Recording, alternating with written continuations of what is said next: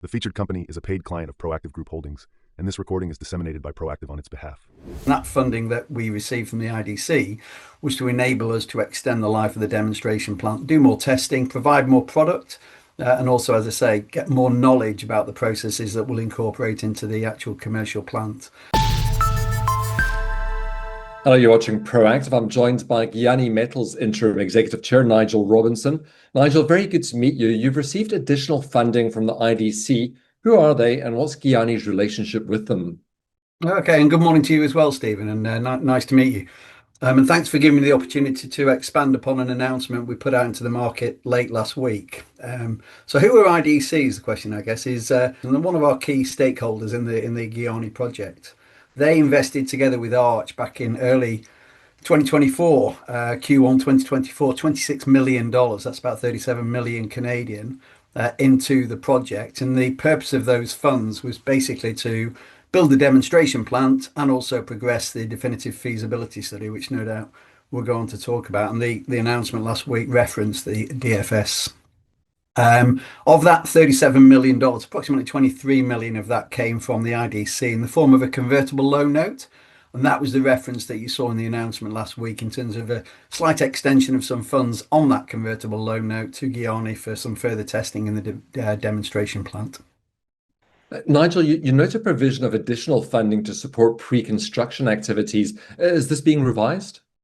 There's two things here really, Stephen, and I must admit sometimes to the layman it can become a bit confusing, but the actual convertible loan note has a number of deadlines in it, has a number of specific obligations, which we have a good relationship with IDC. We have a steering committee with them once every month where we talk about the progress and what we're doing. So the first issue in terms of the funding that we received and that we announced last week was really funding to extend the use, if you like, of the demonstration plant, which enabled us to get more learnings from the processes, the process flow sheets, the use of consumptions, and how we're going to incorporate those both into the DFS and then subsequently into the commercial plant. So that's what the 29.9 million ran, which equates to about 2.5 million Canadian dollars was, and that money was agreed some time ago and has been used up in terms of the runs that we've been doing on the crystallizer over the winter period.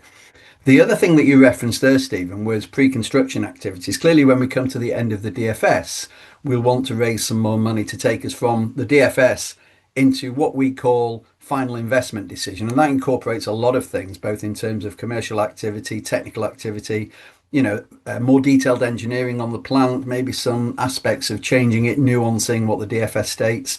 And we'll need that money over the next, say, 12 months or so to get us to that final investment decision. And that pre-construction funding is a number that we discuss with IDC, and I have to say it's a number that's changing depending on the circumstances, really. So it's a number at the moment that's in the obligation of the convertible loan note. What does this funding mean for the company's operations, Nigel? The funding that we received last week was enabled us really to, as I say, do more work on the demonstration plan. When you stop and think about it, a lot of businesses don't always go down the path of a full-scale demonstration plant, which we've chosen to do, and that de-risks the project when you get to a commercial scale. In my own experience at other businesses, I've gone through a pilot, what you know as a pilot plant. You can do lab testing, and obviously as you go through that kind of process, Stephen, you go from lab testing is fairly small scale to a pilot plant is slightly bigger scale to a demonstration plant, which is probably the biggest scale before you go to a commercial plant. The further you go down that path, the more you de-risk the project. And that funding that we received from the IDC was to enable us to extend the life of the demonstration plant, do more testing, provide more product, and also, as I say, get more knowledge about the processes that we'll incorporate into the actual commercial plant. And I suppose the aspect the listener will want to know about the product is it's not enough product to actually sell to what they call the OEMs and the off-takers, but we need to send that product for testing and sampling with them such that they can be comfortable that the quality that we've produced in our demonstration plant will be reflected in a commercial plant in the future. So when is the DFS now targeted for, and how's this funding played into it? Yeah, it's a good question. The two are obviously linked, because the findings from the demonstration plant feed straight into the definitive feasibility study, because a lot of it is if you look at the project itself, I'd probably say 10 or 20% is mining, and the rest is process engineering. So we're more like a chemical engineering business more than a mining business in some way. So it's absolutely crucial to us to do the work in the demonstration plant to feed into the DFS.